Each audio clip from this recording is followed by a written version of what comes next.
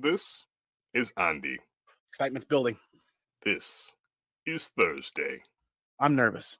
Breathe with me, guys. And this is Andy on Thursday. That's right, we gave Andy his own show. No way. No way. Yes way, Andy. Holy sheet.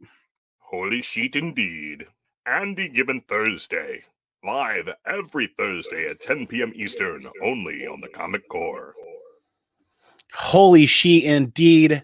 It's great to be back. Warning, we might drop a couple of spicy words, but don't be afraid. It's just a couple of words. Welcome back to Andy Given Thursday. Grab something cold to drink. Grab a frosty beverage. Let's hang out and talk comic books. I'm excited for this episode. Good to be back from a short little vacation. Thank you to Drew and Comics Misexplained for covering last couple Thursdays. That was a lot of fun to catch on the rewind. Hope everybody's having a great Thursday night. Let's talk comic books. We're here tonight to bring you what I think is going to be really interesting, and it's a retailer spotlight.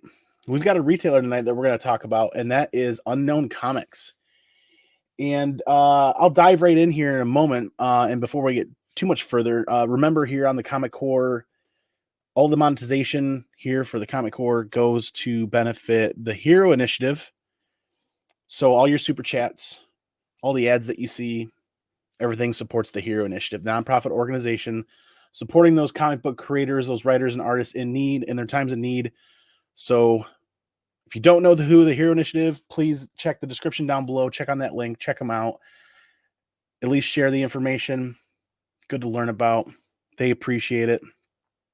Great times. And here, let's dip in and we'll bring in our main guest first tonight. We'll go with, we're going to introduce Darren of Unknown Comics tonight. Darren, man, how's the weather treating you? Oh, it's pretty nice here still. We're not kind of mild. So how about you? That's pretty good, but terribly lame on my part. How's the weather treating you? Weather's just weather. We're one of the windiest cities in probably the U.S. So 25, 30 mile an hour gust every day. Oh my. Well, hey, man, I appreciate your time tonight. Looking forward to talking to you and learning more about Unknown Comics. Variants are big. You guys are have been in the variant game for quite some time, so it's going to be great to learn more about you guys and more about your business and more about you as a comic book collector too. Cool. I'm excited to be on tonight. Thanks, man. I appreciate it. And next up, I'm going to introduce the man that put everything together while I was on vacation. Thank you very much, Ryan of Rhyno's Comics. Hey, how's it going? Good to be on here. I'm so excited to be on your show today.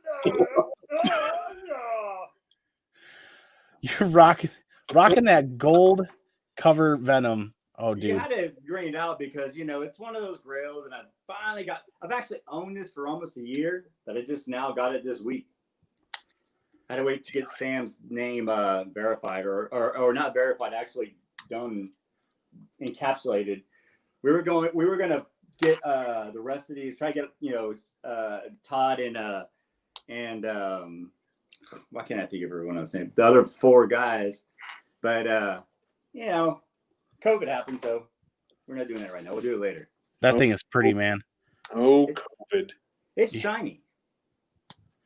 Hey, man, thanks for putting this idea together. Thanks for reaching out to Darren and starting that group chat where we could talk, because I literally just got back from vacation a couple of days ago. So we hit the ground running, and this is going to be a really fun show. I'm excited to learn more. Yeah, I'm excited too. It's going to be really informative, I think, and a good opportunity for everyone to kind of get to know someone they've probably have had an association with for a while. Yeah, so that's a great lead in here. Darren, man, my understanding is you've been in the game for quite some time. If you could lead us off, let us know about, open up to everybody, how your business started. Give us kind of the introduction, if you could, please. Well, I've been in the comic business since 2011. I go back to, we opened my first store back in 2011 called The Table's Edge. Within 3 years, we'd become the largest store in the Panhandle for gaming and comics. We actually had 2 locations by the time I sold out to go work for Hastings. On April Fool's Day, my buddy reaches out and said, Hastings Comic Bar gig is open, and asked if I was interested. If you're not familiar with Hastings, Hastings is was the largest comic retailer by chain, basically in the world. Like there was 129 locations that I managed comics in. I didn't even know that. I thought it was just music. No, it was comics, books, T-shirts, apparel, all that stuff. I built in-store play for Magic the Gathering, Yu-Gi-Oh, and managed all the comics. Wow. Did that until 2016 when they went bankrupt. Couldn't get out of DVDs and books fast enough. Like they were trying, they were trying real hard to get into just like the hot topic departments, but didn't work. So we opened up Unknown Comics in 2016. October 5th was our first day for exclusive, and the day that we opened, it was Champions #1.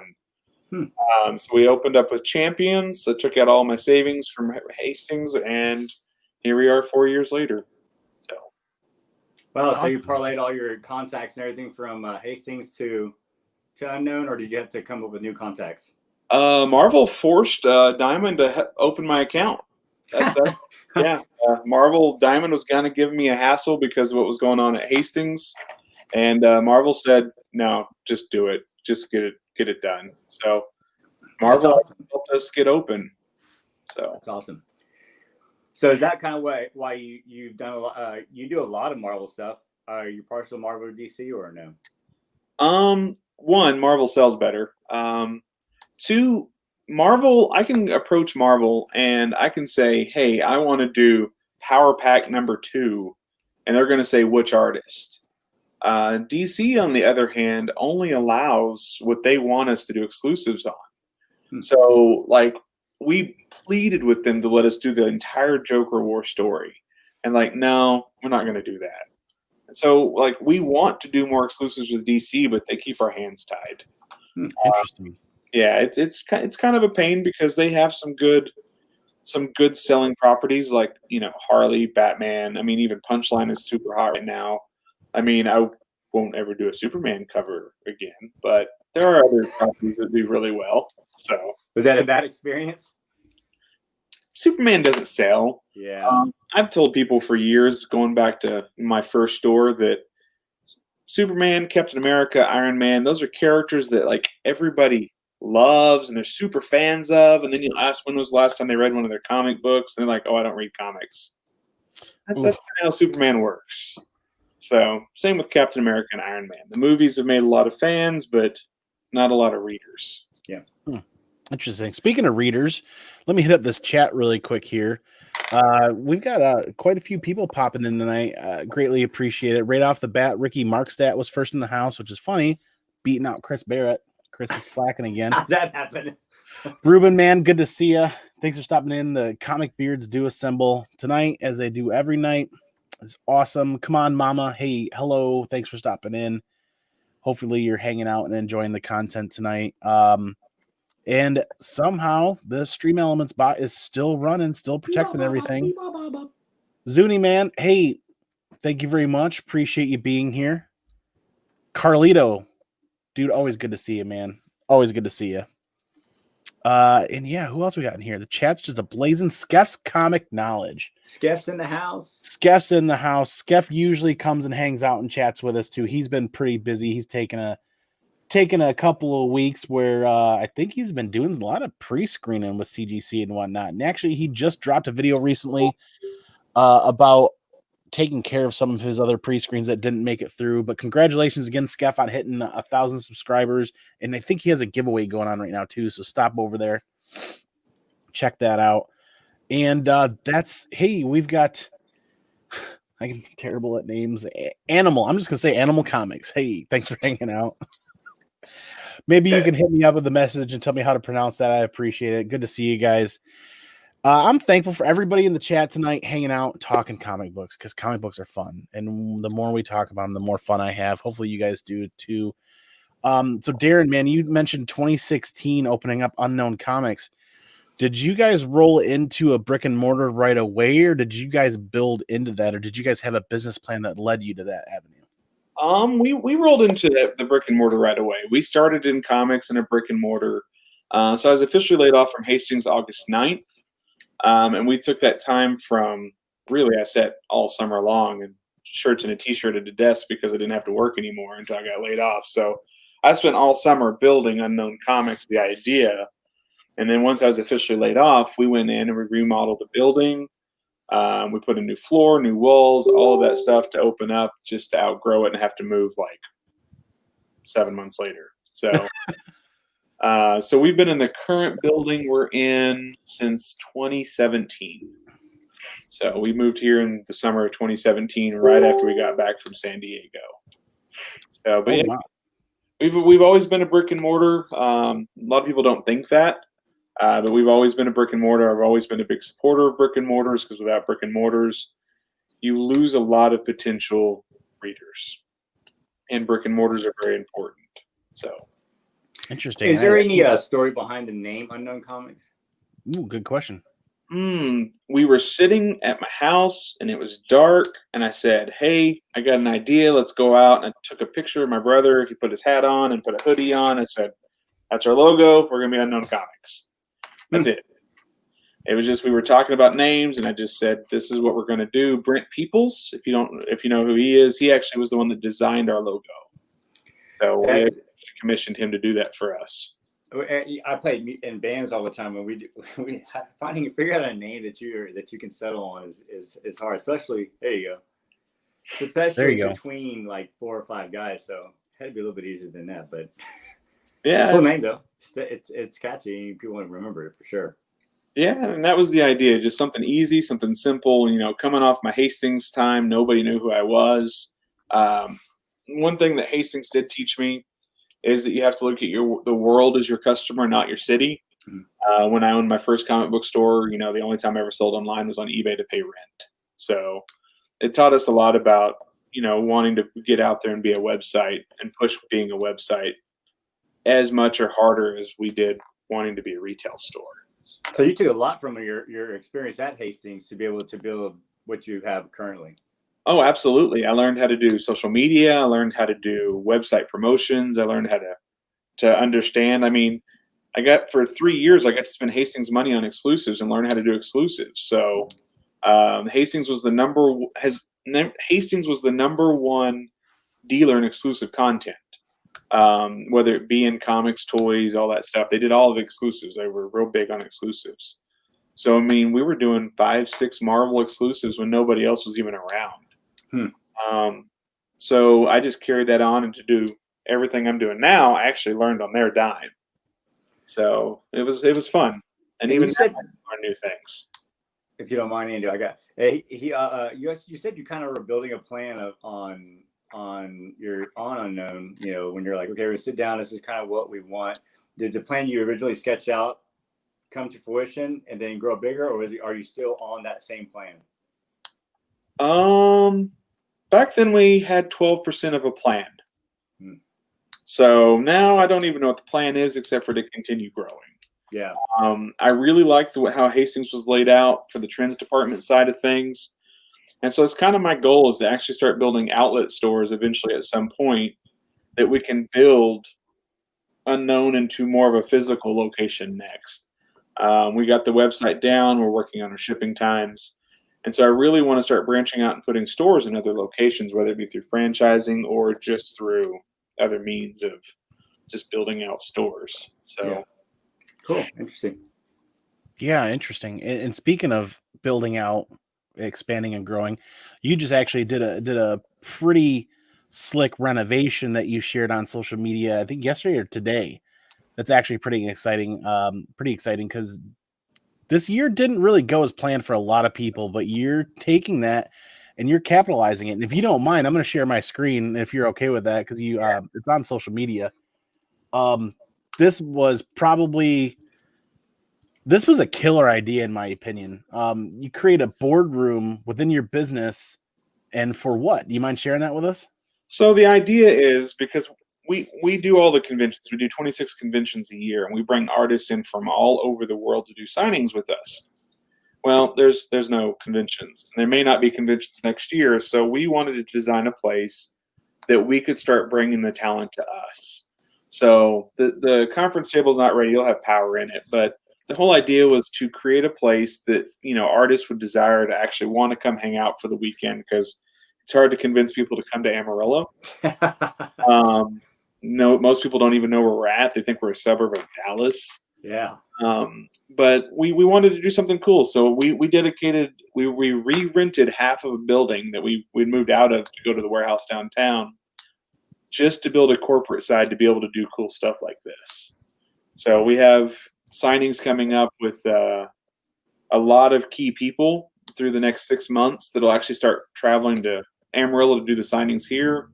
You'll have cameras built into all of this area, so we'll be able to live stream everything. Oh, that's a really cool idea. The live streaming of the event. That's pretty slick, because you can live stream that right to your website or to your YouTube channel.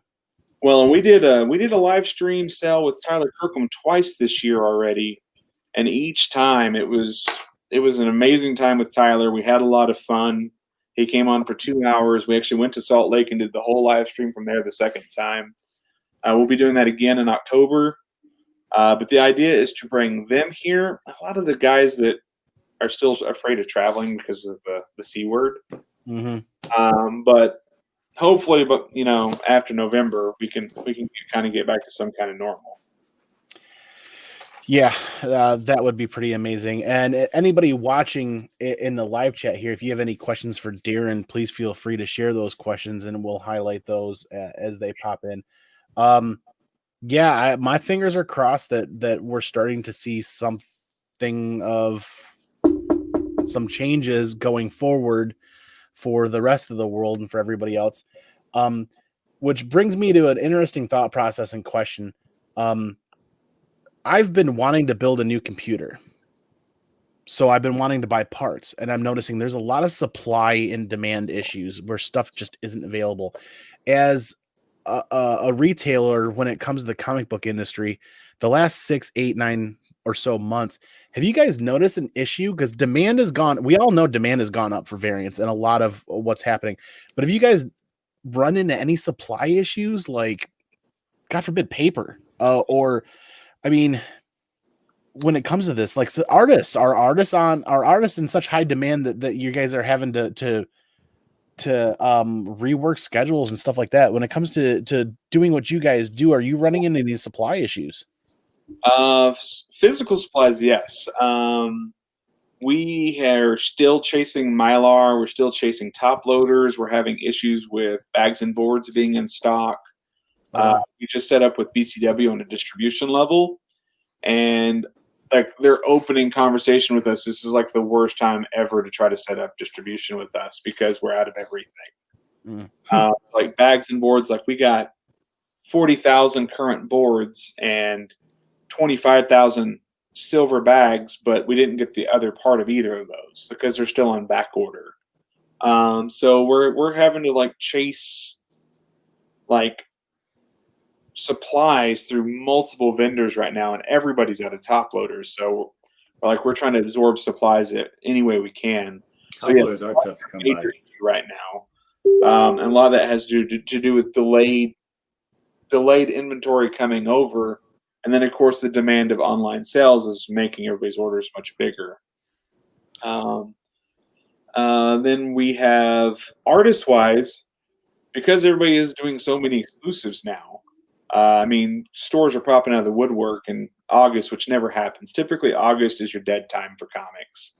Right after San Diego, I don't know what it is about San Diego. San Diego happens, and then nobody wants to buy comics until New York. Comic-Con happens, and then it lulls out until about Christmas. And then, so this is traditionally the worst time of year for being a retailer.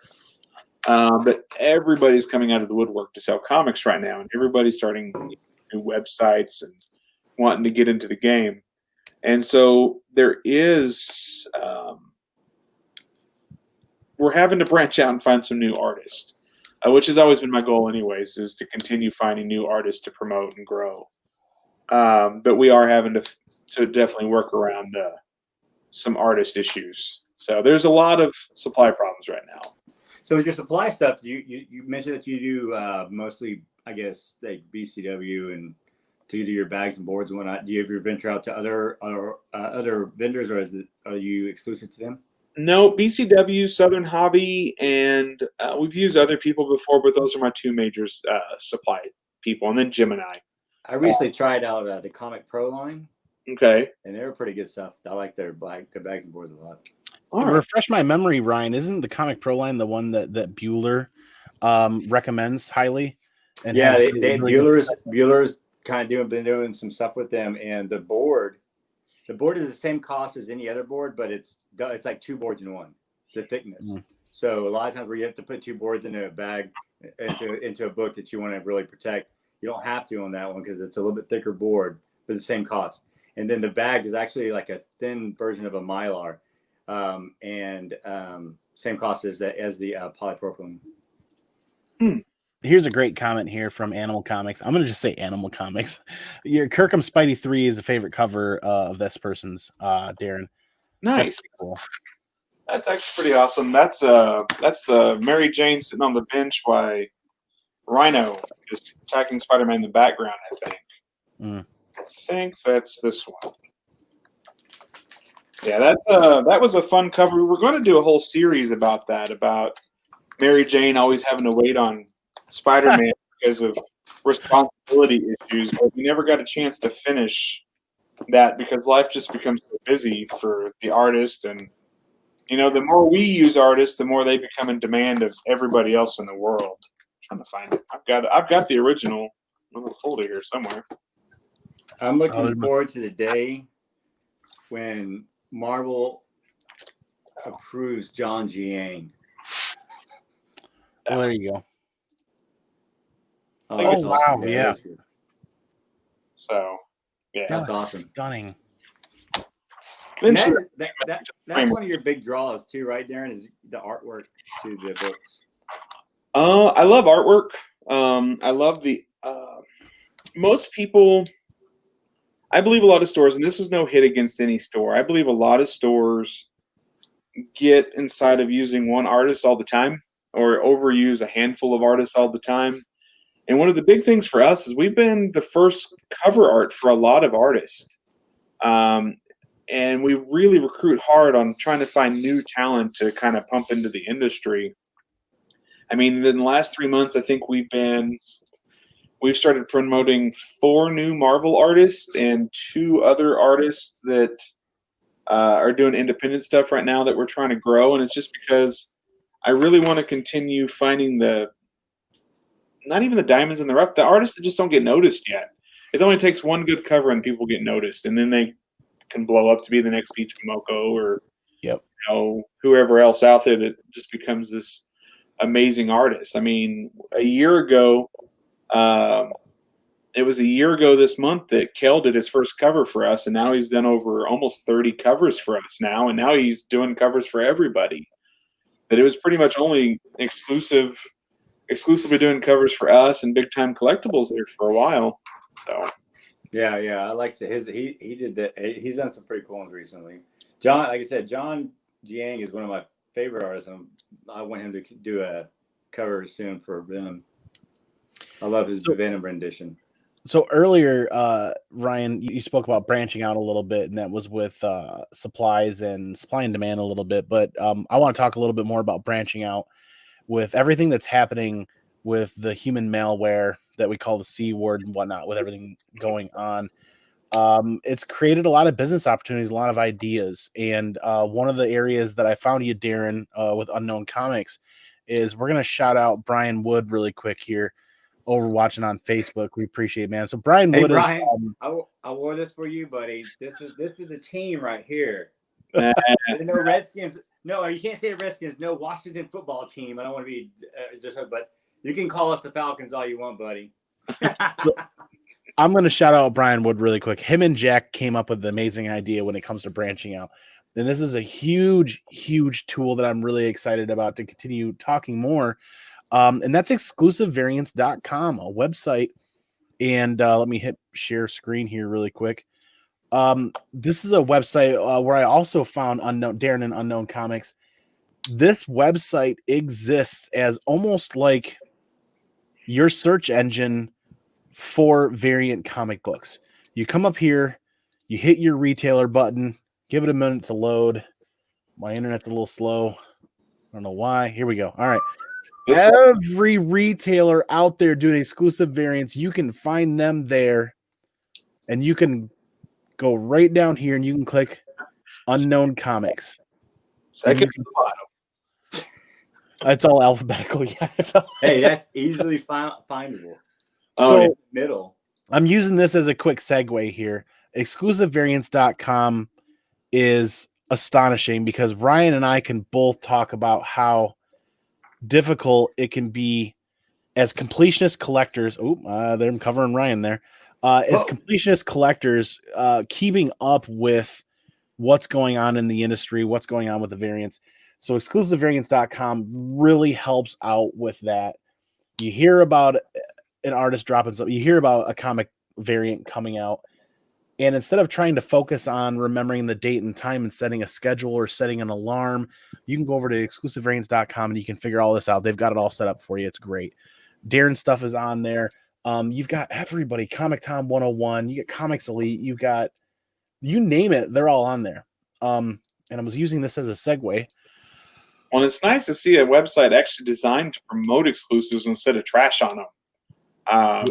So many people are anti-exclusives in the social media world, so it's really kind of refreshing. I've checked out his website before, and it's really refreshing to see somebody who actually has a passion to actually promote them.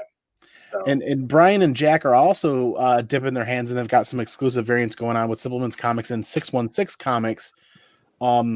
In fact, I was, Darren, when you popped on the night before we went live, I was just texting Brian. It's like, hey, I'm going to order a variant from you guys.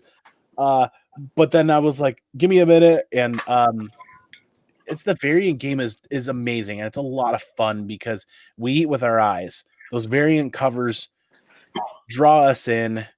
And I don't know about you guys. I buy my cover A's to read. I buy my variants to collect and enjoy the art.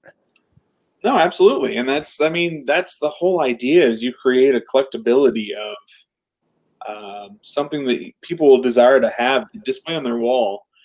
If you really think about it, so it's not legal to print prints. You can't do prints. You're not supposed to do prints. You go to conventions. Most of those people will be shut down if the publishers wanted to be mad. What this has allowed us to do is legalize a way to sell prints of amazing art and amazing talented people. It's stuff that you want to hang on your wall when you get it. I know I don't have anything on my wall, but it's in another room, I promise. And I really think that's where exclusives come in. And even you had a book full of art. Put it on your wall. No, well, it's got to be framed. We have a special way of getting it framed at Michael's. Michael's runs 70% off sales on custom framing. Yeah, there you go. Framed art. So, but yeah, it's just, I enjoy just all the different art. I reach out to other retailers. Mark Brooks just had an X-Men 12 through Frankie's, and I had to make sure I secured a copy of that because Rogue is my favorite character. So there's been a few times I'll have to go and plead and say, hey, can I get a copy of your exclusive collection? So with you're talking about, the exclusives and how there are a lot of stores that do them, and being a completionist, the hardest thing is keeping up with them all. And I was really proud because up until about Venom 25, I had every book out there. Oh man! And then Venom 25 happened. And then Venom 25 happened, and then 26, and then 27, and then 28, and it's like it's defeated me. Like where I'm like I can't keep up, so I'm not even going to try now. And I know that you've been doing it for probably one of the longest out of the crew out there that are doing. There's a lot of other retailers that are now, or other exclusive or variants, company doing variants that are starting to do it now and kind of follow suit. Does Marvel do they just allow, if they already have a good working relationship with someone, to go ahead and do a variant, or would they ever like limit, say we're only going to do 2 or 3 variants for this particular cover or for this particular book? They'll never say no to money. Yeah. That's really the key to the story is they're in it for numbers. So you see that overall print run that gets reported 4 months after on whatever website someone shared with me that says how big a print run is. That print run includes every version of that book that has come out. So that's exclusives as well. So you'll notice books get into the 60, 70, 80,000, even 100,000. Well, that's because it includes the exclusives. They want those numbers. Disney and AT&T, they want print runs. They want those print runs big, and it costs extra to do. I mean, every time you do an exclusive, it's $10,000, $15,000, $20,000. You figure that multiplied by, say, 15 stores jumping in on Venom 26. Yeah, that adds up to big numbers. And that may mean bonuses for somebody at Marvel or Disney or something, but that's the whole case, I'm sure. We want these to be around. We want the exclusives to be around. And the reason why, for us, like Venom 25 through 30 is not outside of what we normally do, because we did Venom 12. I like to do storylines. We did all the Death Metal. I've done every issue of X-Men since 1.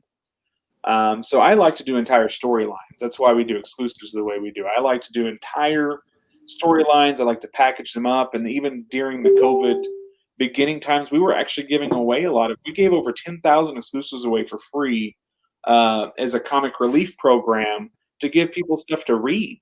I do remember that. Like Batman Who Laughs 1 through 6, we gave away 300 sets of that for free. All you had to do was pay shipping to give people storylines to read during the COVID time. And that's, comics should be about enjoying comics, whether you enjoy art, you enjoy reading. But I do understand the point. I've been accused many of times by Amazing Spider-Man collectors of making them want to quit collecting.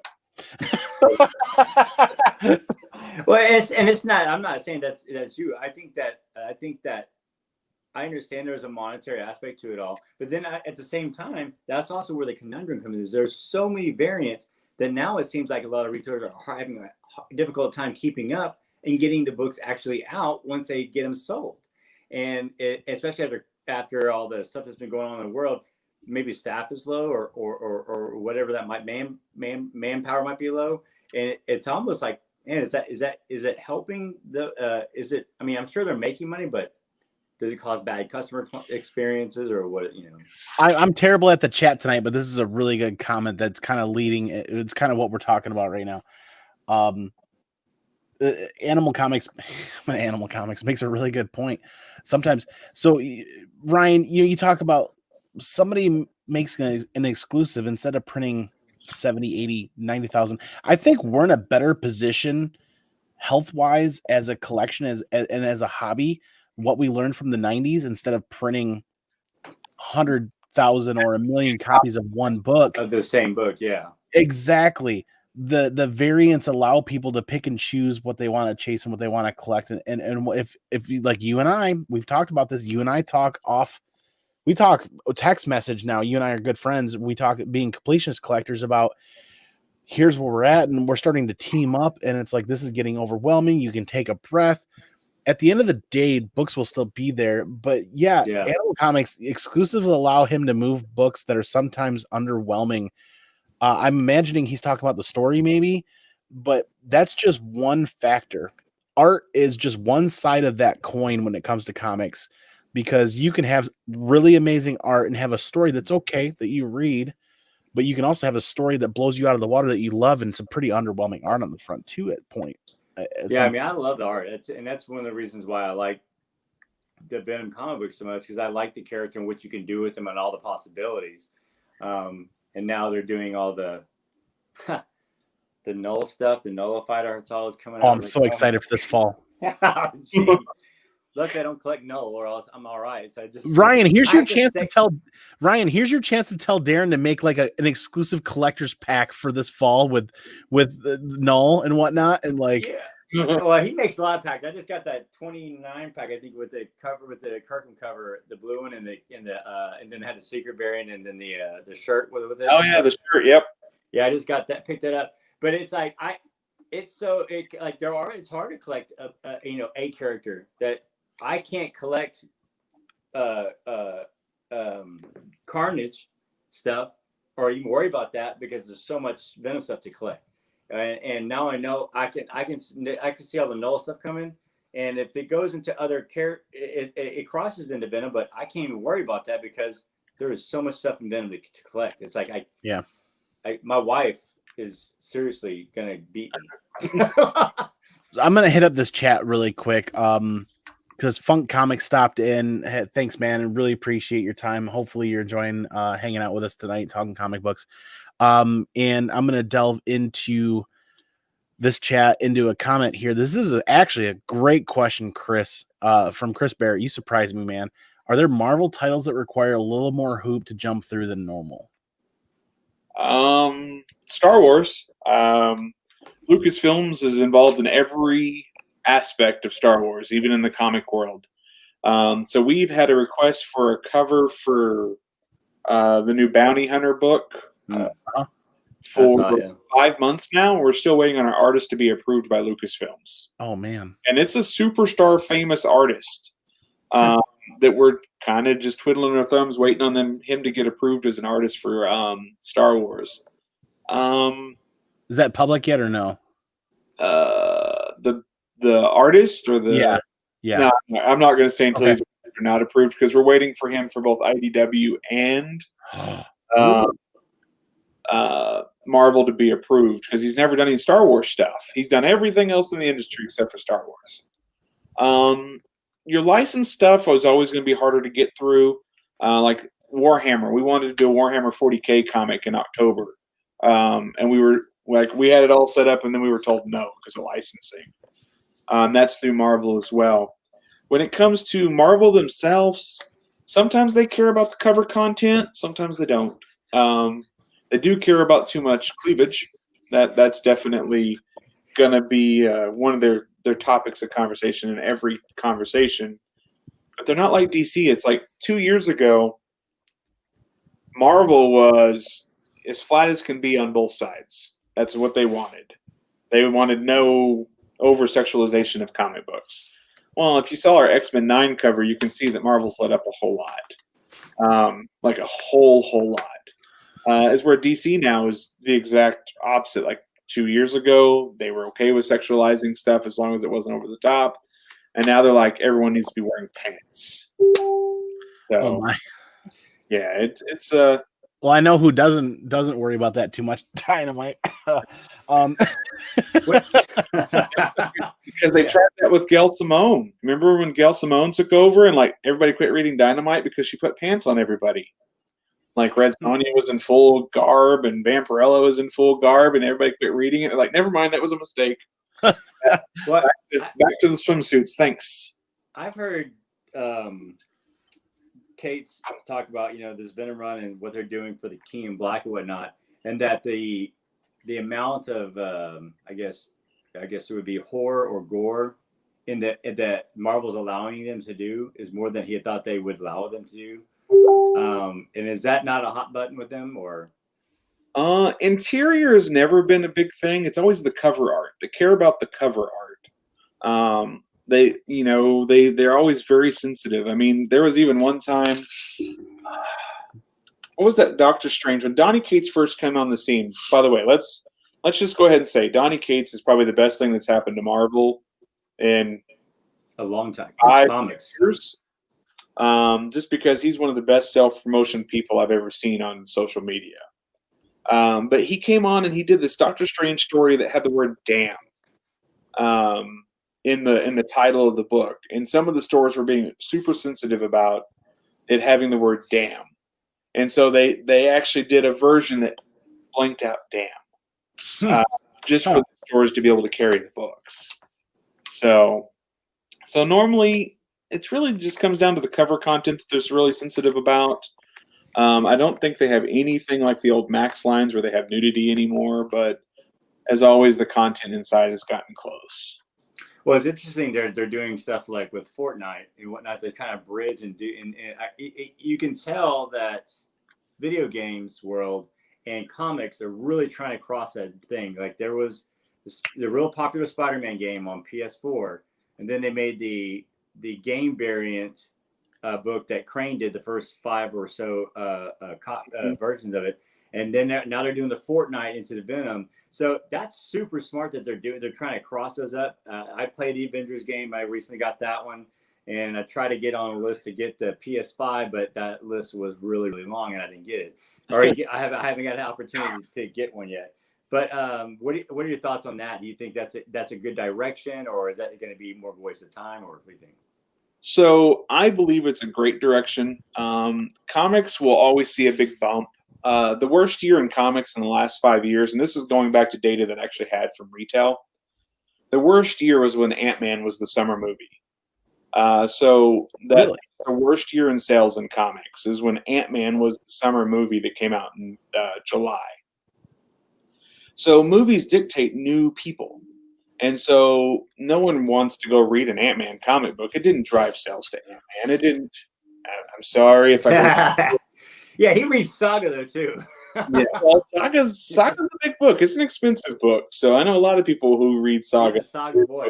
I'm probably sure it was loved name, but he liked that Saga. But movies drive new fans because what happens in brick and mortars, people will go see the movies, they'll become interested, they'll visit Barnes & Noble, or they'll go to their local comic book store for the first time. They'll set up a pull box, their pull box gets too big, a couple months later they abandon their pull box and they disappear. But by that time you have a whole new wave of people that have gone and seen movies that have become interested in reading about comics. So it plays a cycle. This year we're seeing that no movies, we're doing okay because COVID, everybody's bored at home. So more people are buying comics to fill holes in collections and people not spending money on conventions.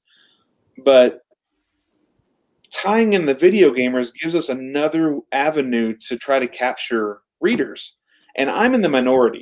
Walmart carrying comic books is the best thing that happened to comic books. I'm a very big supporter of comic books in any avenue that's possible in the world. I bought my very first comic book from Walmart back when I was 11 years old. My mom gave me the choice between a cap gun or 2 comic books because they were the same price. And I chose comic books because I had lots of cap guns. And, here I am all these years later and I sell comic books for a living. So any avenue that can put comics in front of kids is, I think, an avenue that should be explored. And I'm proud of Marvel and DC for exploring every avenue they can to get comics out there. Yeah, I've been to 4 or 5 Walmarts in my area trying to find the Venom comic. God dang it, man. Like another thing I had to chase down that ghost. Damn flippers. Yeah, I'm glad you brought that up, though, because this is a very interesting point to talk about with that Fortnite, that Thor showing up at Fortnite. This isn't the only avenue here, right? In video games. I told you guys, I've been wanting to build a PC, and I've been watching a lot of stuff on YouTube and getting caught up with PC hardware and what's new and what's going on. So AMD with their Radeon series of cards actually did something extremely similar. They released a vision or a picture of that card in Fortnite where the Fortnite fans could find it. So comic books aren't the only medium that have caught on to that. Computer parts and computers and whatnot, they're catching on and they're introducing new products within video games. And I think we're going to see more of that going forward. And I agree with you, Darren and Ryan, that's kind of, I wish I was a little bit younger and I had a little bit more time and I could play more video games because it would be really cool to find some of these Easter eggs and stumble on these things. Well, it was eye-opening. So they released PS5 yesterday and it sold out in the world by this morning.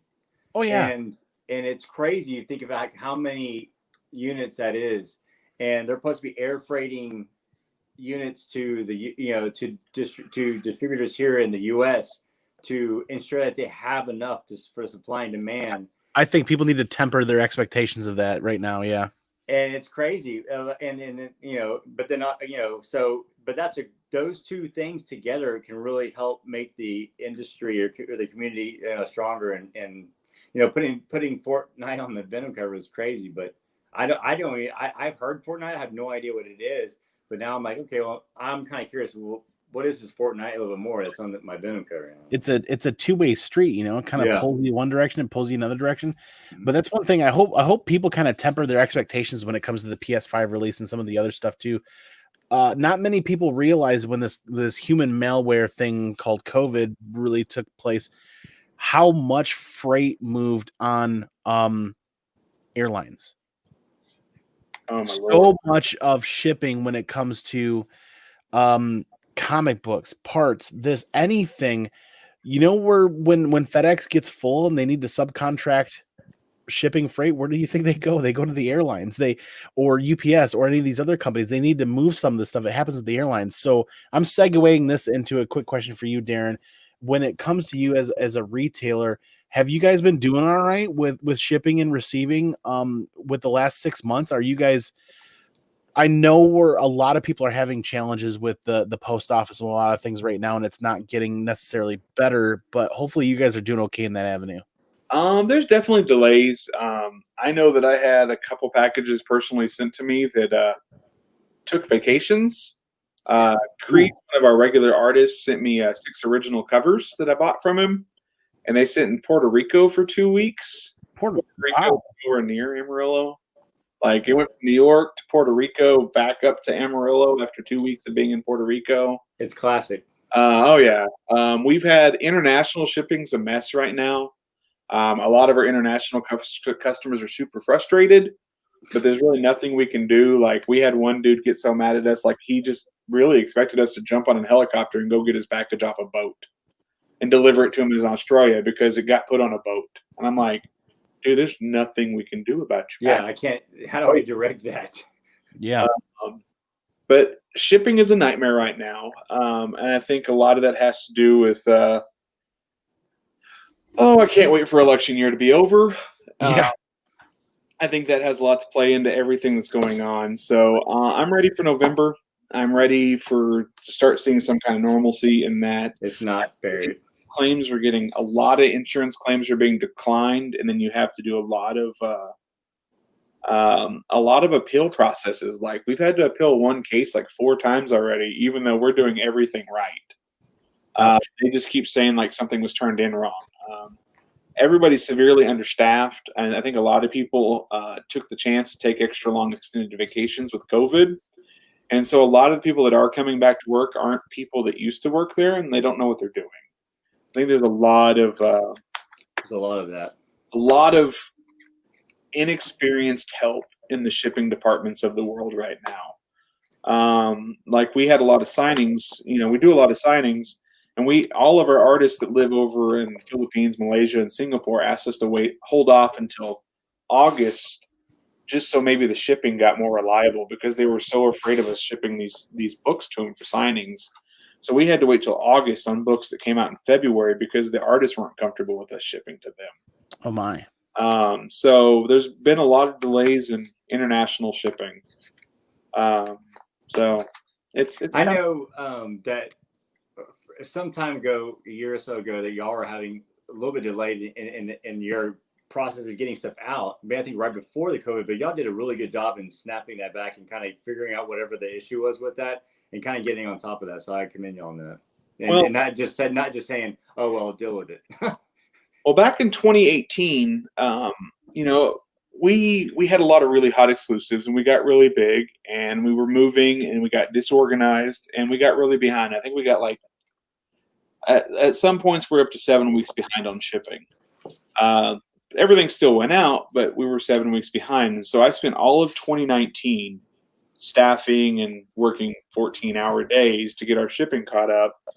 And now we're back to our normal lead times, which is about 3 to 10 business days. Big weeks like when Venom and Wraith land back-to-back weeks, which Venom got moved a week. We expect a little bit of delays, but my staff has done a very good job of hunkering down. They'll work 6 days a week if they have to. We have 15 staff members, including myself. So, which is up 5 people since before COVID. We had 10 pre-COVID.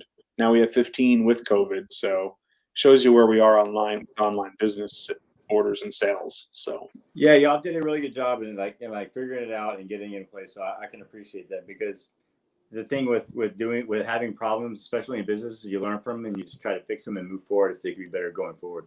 Yeah, and you stay in front of it. You get in front. When we had Spawngate last month, we got in front of it the next day after everybody got mad because we didn't have enough spawn. And I did a video. I explained the video, and I basically just said, you can be mad, you can be upset, you can yell, but don't yell at my staff. Yeah. And Ryan, you had a couple of questions about the staff earlier. If you could touch bases on that with Darren really quick. I've actually got to unplug and replug my mic in really quick, so I'll do that in a hot minute while you handle that. I just appreciate, Darren, that with your staff you do show your appreciation. You talk about them, and you are somewhat of a protector, and not everyone does that in their business. Without, like you said, without having good people behind you and happy people, it doesn't quite work as well. No, I mean, if you don't have a good staff, you have high turnover, which means you have more mistakes. I've been self-employed since I was 20 years old, and I own another business. And I've learned that staff is everything. You can't do it alone, and your job as an owner or a manager is to find people that can be good at the things that you're not. And if you can't do that, you're not going to be a very good manager. If you expect to keep everything on your own shoulders and do it all yourself, you're one, going to burn out, and two, you're not going to have any friends because you're angry. I appreciated the fact you're like, yeah, so that's why I have so-and-so doing customer service, because I correct. Because if you yell at me, I will yell back at you. I know. I was like, man, that's awesome. That's what I need. I need a customer service for my business too. You have to block people in a way. Like, if I can hear the customer yelling from the next room over, I'll take over the phone call and I'll enjoy the little bout back and forth, and I'll yell, you'll yell. We'll either make up and fix it or it'll be over.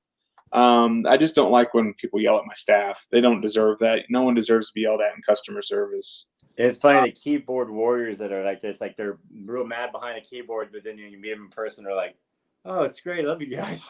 Yeah, I talked about that before about I've told anybody, I was like, if you're really that mad at me, you can find me at any show and we can talk. I'm not afraid to hold up to my end of the challenge. And those same people that are all mean always are like, man, y'all guys are so great. And then they realize I'm 325 pounds, and like, no, I don't want to mess with that.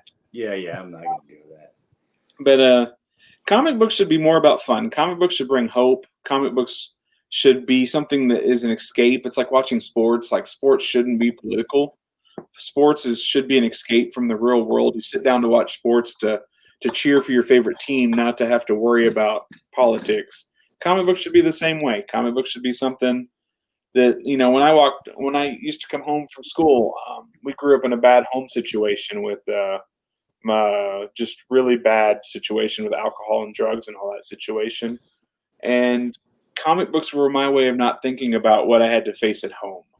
So I would think about the latest X-Men book that I'd picked up from the store.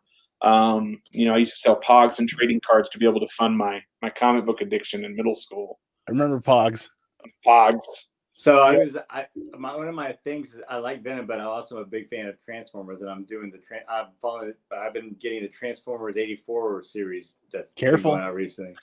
Careful. And I used to trade Transformers to get bigger and better ones. I had parents call my mom like, your son took advantage of my son. He got this paid all this money on this Transformer. Now he's got this. They gave my son this crappy one. He's got this really nice one. So I know how that is. So I love my Transformers. Those are fun. I just found a box of my old ones just the other day and transferred them all, and I'm gonna give them to my son whenever he gets going. So yeah. So a little bit about your collecting. You're a big X-Men fan. Mm-hmm. Any cool stuff that you've gotten recently, or that you're really proud of, or yeah. or that you're hunting for? I've got some stuff I can share for sure. So when I first started collecting, I started in Executioner Songs, was the first storyline that was available at Walmart for me to buy. So if you're familiar with Executioner Songs, it was the first big crossover event after Liefeld and Jim Lee and all that left Marvel. Okay. I'd read it. It took me years to complete because I didn't even know we had a local comic book store here. For the first 2 years I collected comics.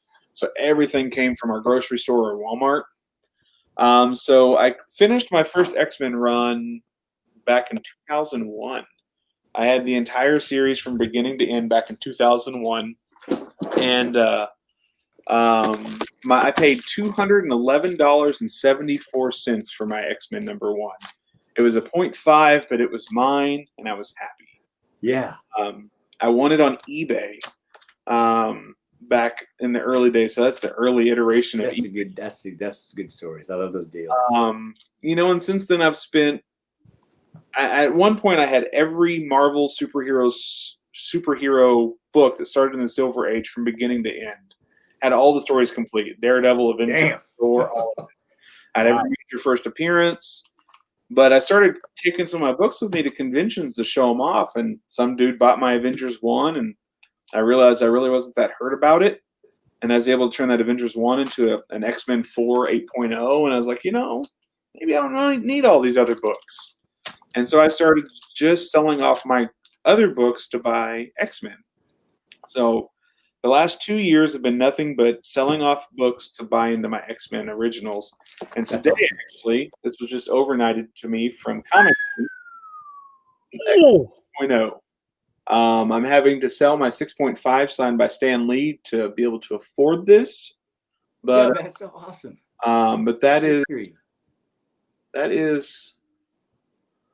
You're giving me goosebumps. That's awesome. And some of the other books that I picked up, really bad. Again, I have to sell things to buy things. I can't afford to buy books without selling. But no, that's really awesome, dude. Oh wow. Ooh, 54. Yeah, first Alex Summers, and then first Eunice. Nice, that's awesome. And then this book is probably the hardest book I've ever had time locating.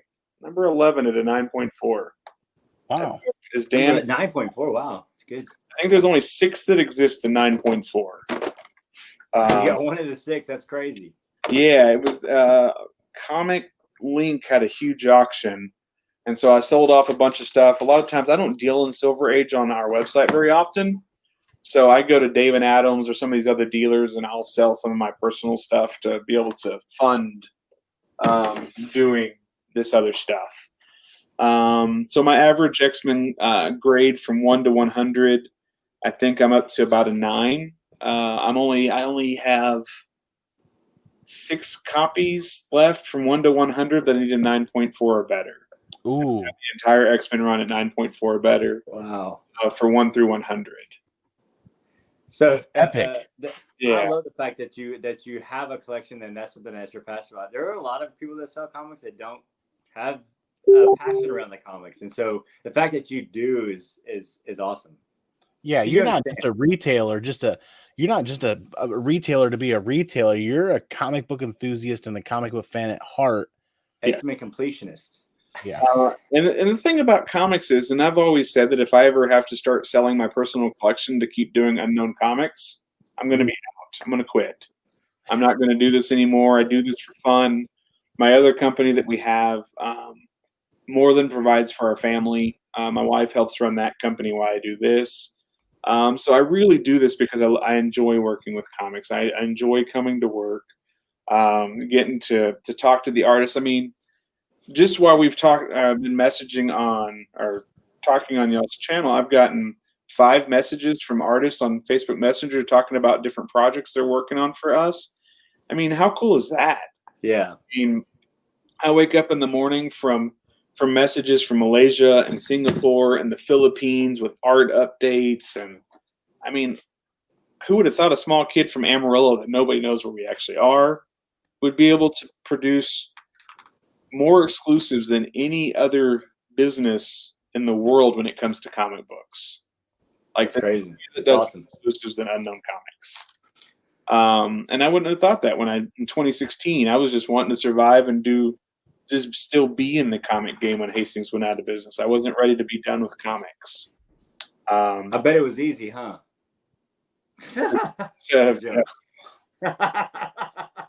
So fun story from Hastings. So I've been self-employed since I was basically 20 years old. And so Hastings was my first real corporate job that I've ever experienced. And so going when you make all your own decisions to having a boss that tells you what to do, I was written up a whole lot. They wrote me up quite often, and I always got the lecture, if you were anybody else, we would fire you. And so, yeah, I had that happen a lot to me at Hastings, and mostly it's because nobody else could figure out the comic program. There was only one person in the building at any given time who actually knew how that program worked, which was me or the previous guy who worked before me there. But it was fun, and I just wasn't ready to give up. Once you get the taste of doing exclusives, it's really hard to give up. It's like gambling, I guess. You may have a miss or crack. The next one's going to be that big exclusive, the next one. So I kind of put it gambling and exclusives in the same game. You're either all in and you swing for the fences. If you're half in, you're never going to really make a living at it, but you'll probably survive. So. Very cool. Very cool. So Daymare's popped in and said that you're one of his preferred retailers. So that's pretty awesome. Well, awesome. Thank you very much. It's always good to see guys that support us. One of the neat things is we just passed 140,000 orders taken since October of 2016. Wow. Wow. That's those are some of my orders. I know that. Right.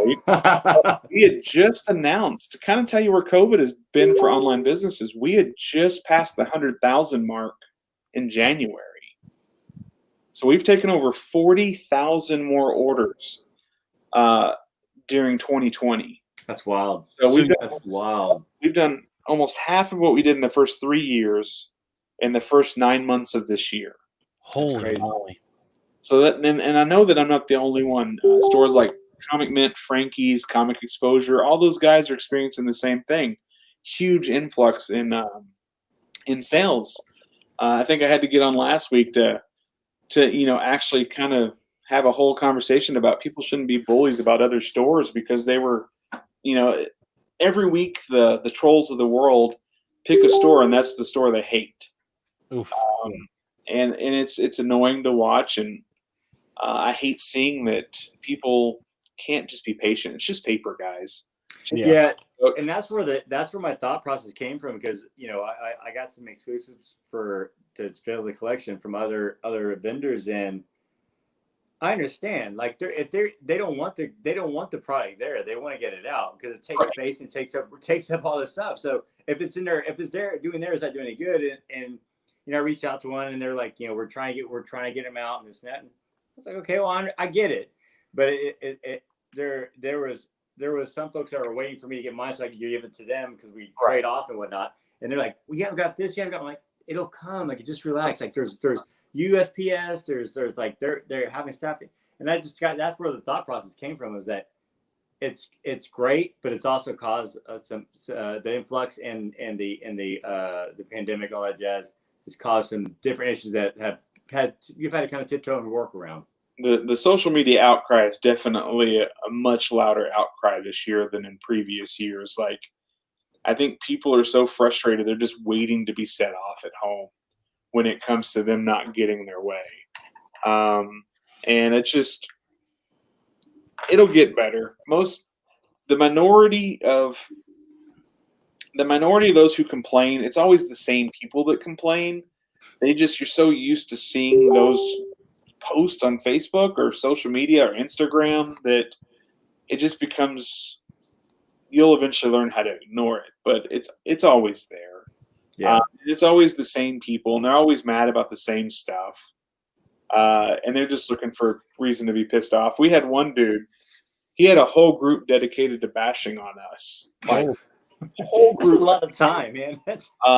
I won't give any names because I'm not going to, but every post he had was a chance to bash on us. He had an open post about us in one other store, but he had weekly orders with us every week. He still does.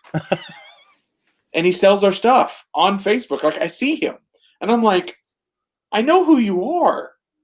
And like, oh man, but that's how it works. Like, they try to get you not to buy from people so they can sell it to you later.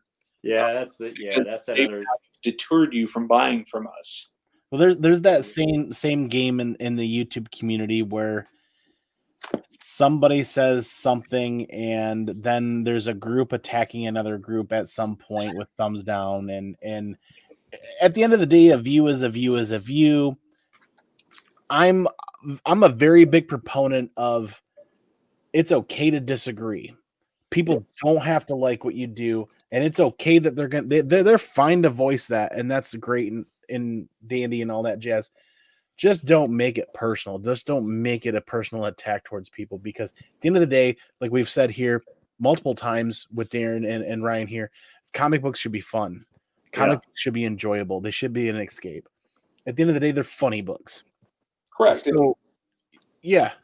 And if you're not reading The Walking Dead, they should give you hope. So, if you have hope in The Walking Dead, you're about to die. I have lost hope with The Walking Dead because I have to buy more Walking Dead starting next week. Oh, with the in color version? Oh, I got to grab the first 10 issues of that in color at least. They've done this before, though, where they put it in color before. I feel like it's been done. I can't remember. I can't either, but I'm like, either I'm dreaming and it was prophetic. I've seen this in my dreams, or this has actually happened before. But going back to some of the other things on collecting you were talking about, by the way, I really love the original art. Oh. So this is the Detective 1027 from Jay Anacleto. I just got this in from last week from the Philippines. Notice that we have detail in that. Yeah, Jay Anacleto, Miko Sawayan, those guys right there are some of the most detail-oriented artists you'll find in the industry today. I don't know how they keep up with their schedules. Here's some of Tyler Kirkham's. Yeah. Oh, yep. That's the secret cover to Villain 26. Ooh. That's number 2 or 4? Number 2. 2, yeah. I can tell you what the Venoms are. I know that. Right. Deceased cover from Miko Sawayan. We don't normally have Miko draw women, but he did an amazing job on that. Looks there. That looks outstanding. Yeah, he did a really, really good job. But some 25 or 26 from the Venom from Miko. I mean, look at the detail that Miko puts in. Yeah, it's wild. Holy moly! That's all originals. I mean, these guys work so hard at their trade, and it's really fun to be able to, at the end of the day, be able to try to work deals. I can't buy everything because it costs so much money. But a lot of what we do, we try to reinvest to make sure the artists are making money as well. And one of the ways you can make sure they make money is by buying their original art so they can continue providing for their families as well. Yep. I know we're getting kind of close to the hour, but on the artist thing,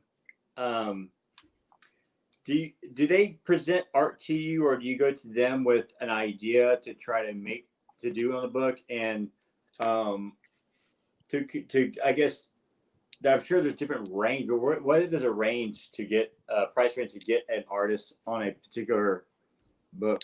You can just give it, or you don't have to give it exact, but so when it comes to Marvel, so every concept that comes in through Marvel, we sit down, we'll write out all the ideas. It's always our ideas, and then we have to go to Marvel, and then Marvel approaches the artist, and then the artist does all the work, shows it to Marvel. There's no communication between us and the artist during the process of that cover. It's actually not allowed. Really? We can talk about other projects that aren't Marvel related, but during the process in which they're doing that cover, we're not supposed to talk about that cover with the artist. Huh. Interesting. Yeah, Odd, because you're essentially the customer at that point. Correct. But Marvel doesn't want editorial to have to slap any hands for the store giving creative input. So they may say that it has to be, and I've had my hand slapped very early. Or amazing, and renew your vows. I got my hand slapped pretty hard. So we try to follow the rules as best as possible. It's hard when some of these guys travel with us, like Miko Sawayan travels with us during convention season. So sometimes we'll get a little sneak peek of work, but it's very, very they don't want the customer involved in anything that would piss off editorial. So we keep everything back. DC's a little bit more lax, but they still don't want you talking to the artist for the most part. I have got an email from DC asking us to have the artist reach out to them because they can't get a hold of them. So there was always that. But when it comes to Boom and Dynamite and these other small press publishers, they basically say, go create a cover, turn it in when it's done. They don't want to be part of any of it. The only thing you have to worry about is if a cover becomes too sexy. Boom with Power Rangers, we don't get to talk about it, but Boom with other projects is fine. Well, the Power Rangers with the licensing, right? I mean, Yeah, it's all licensing. They wanted to make sure everything goes off without a hitch. Really, Turtles is the same way. But we still arrange the books. They have to show a sketch, then they have to show inks, then they have to show colors before they can move on to the next project. So it's an amazing process still, nonetheless. yeah, we manage about 20 of those a month. Seriously? We manage about 20 of those a month between all the publishers that we work with. I just turned in December with Marvel, and it was 13 covers. We did all 22 X of Swords covers, so that was quite the task. I bet. Yeah, I've never taken on that big of a task before, managing all the different artists, like scheduling and having to replace artists because they can't do it. So that was quite the pain. We're going to do a lot of the King in Black stuff. Don't be sorry for that. They were going to do a lot to begin with. I mean, we're skipping Namor, so don't worry. You won't have to buy a Namor cover from me. We're not going to do Namor. It's kind of a weird thing to go with King in Black, but probably like some key issue. So, Daymare's had a quick question here. JP McFly is hyper as he seems on every video. Okay, I don't know who JP. That's not ringing a bell for me at the moment. So John Paul owns Street Level Hero in the Spider-Man booth. They are partners with us in all of our exclusives. JP never frowns. That dude is always 100 miles a minute. He is about 5'2" tall, and he is the happiest dude you'll ever meet. I've never seen the dude frown. He could be. I mean, I think somebody could come up and kick his cat, and he would still smile through it somehow. Okay, I've never heard of him as JPG McFly. I've met him a couple of times on the convention floor, but I've never heard that nickname for him. Yeah, that's his I think his Instagram name that he goes by when he does his live sales on Monday. But he is 100 miles a minute. He's the happiest dude. If you have a chance to meet the guy, you get to be his friend. He'll be your friend no matter what. But he's one of the best people in the industry to be a friend with. Whenever I run into him, it's always at Reese's booth. He's probably looking for Hulk 181s. That's what he does. He just goes around and he buys all these Hulk 81s to give away in his mystery box stuff for the Spider-Man booth. So he's come across some. He actually sold me a giant size X-Men #1 9.8, so he could buy an Amazing Fantasy 15. So that's how it goes. Yeah, that's the community at work right there. That's another level, another layer of the community at work. Oh yeah. So that's what this is all about, though. Thursday nights, getting together, building the community, having discussions, having topics that are really interesting. And I don't know about you, Ryan, but I've learned quite a bit tonight. It's been a lot more informative. I thought it'd be, a lot of stuff that are new because I buy a lot from unknown and I watch a lot of stuff, but I learned a bunch tonight. Good. I enjoyed coming on, and anytime y'all want to talk comics, I'll talk comics. And thanks for sharing us some of your books there, your prizes there. Awesome. It just so happened they just were overnighted today, so I just got them, and I was gonna take them home, and I was like, I may go ahead and leave them up there until I go home this evening because I came back. Yeah, that was a good idea. Like I told you guys, having 5 kids at home ain't no way. Oh, this video at home. So cracking a slab like that accidentally. Oof. Oh, my kids have messed with that before. I'm not too afraid. I mean, they're encased. They can be recased. Yeah. I'm not crazy parent guy. Yeah. They did try to take one of my X-Men comics and stick it in the bathtub once. So it was probably the craziest thing I got. I was like, was it a slabbed one? It was a X-Men #3 9.6. Ooh. First blob. My 1-year-old son, I was cataloging it into the CGC registry, and my 1.5-year-old son decided it belonged in the bathtub. And so we caught it before it made it to the bathtub, but it was on its way. That reminds me, I got to go back to Comic Tom's YouTube channel because they actually took a CGC slab and dunked it in a fish tank for a while. I think I saw a clip of that on Instagram. I got to check that out because that's really interesting. I wonder, well, they're sealed inside there. I wonder if there was any water damage other than water getting inside the case. I think they were just monkeying with that to check it out. And my favorite was that everybody was commenting, why not a Namor book? Or why not why not Aquaman? Yeah. Swimming with the fishes. Yeah. But Darren, man, we're well over that hour mark. I can't thank you enough for spending this time with us tonight, because this has been really informative, really fun. Do you have? We'll close out with you guys before I do a couple of blurbs and close out the show. Then, so Darren, do you have anything to finalize this episode for us tonight from you? What do you have going on? Where can people find you? What's coming up next, man? Really, I mean, you can find me at unknowncomicbooks.com. Facebook, Instagram, we do live sales. We hang out with, we do live videos a few times a week. Stuff coming up, we've always got something coming up. We just showed off Venom 29 for tomorrow from Ken Lashley. Today we put up Wolverine, and X-Force is big on Solemn. We do lots of stuff. I love comics. My staff loves comics. If you're ever in Amarillo, you're more than welcome to stop by. We'll give you a tour of the building. But really, just enjoy comics, and find nice things to say about other people, even when the world doesn't have anything nice to say. Well, y'all have a really good app too. I like y'all's app a lot. Thanks. The app is more stores will learn how to use the app. Hopefully, we've helped 2 other stores develop the app through Shopify, and it's a great way to promote people being able to do like what we do with the Unknown Comics Illuminati on, being able to get early specials on stuff. I love the app. Yeah, I think I look at it daily, because every so often it gets that little one that says there's something there, and I can't stand it to be there, so I have to look at it to see what's up. Oh yeah. So is that an app that's available on Android and iOS? It is. It's just look up Unknown Comic Books. We set it up beginning of this year.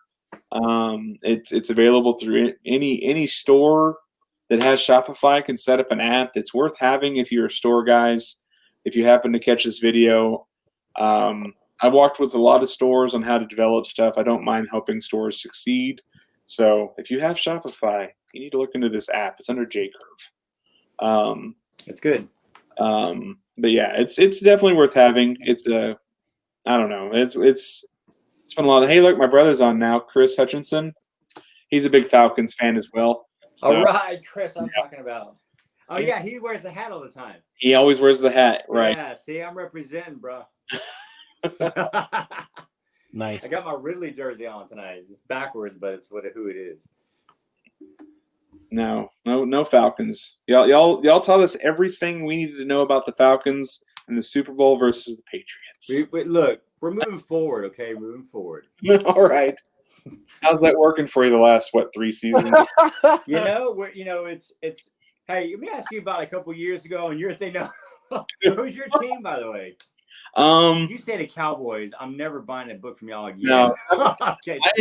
I like the Tennessee Titans. Oh, that's terrible. That was because when we were kids, my grandpa said choose a team. Everybody else chose the Cowboys because we lived in Texas. So I was picked an Oilers fan. Oilers to be different. And so when I actually did like football, I followed them to Tennessee. So I was Oilers fan as well. And then when they went to Tennessee, I gave them the finger and said, I'm gonna follow. I liked Falcons at the time because they had a real fast team. Dion, Andre Rison, and Michael Haynes, and all those guys. So yeah, I didn't get into football until about 98. My wife's from Denver. We actually had season tickets to the Broncos when Peyton Manning was there.